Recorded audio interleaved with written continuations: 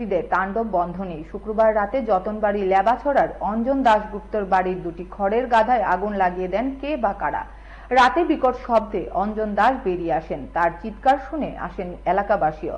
খবর দেওয়া হয় দমকল কর্মীদের। প্রথমে দমকলের একটি ইঞ্জিন আসলেও আগুনের লেলিহান শিখা ছড়িয়ে পড়তে আরও একটি ইঞ্জিন আসে। ক্ষয়ক্ষতির পরিমাণ 40 থেকে 50 হাজার টাকা হবে।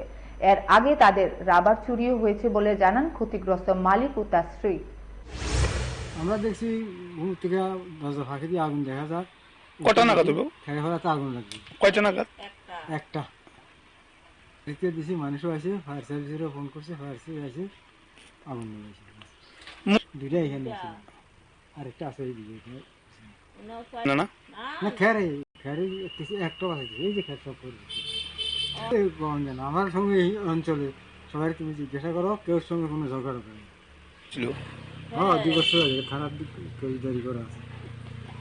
হইতে পারে, আমি তো বলতে পারি না। এই যে দুইটা এখানে একটা ঘর আছে, এখানে একটা ঘর আছে।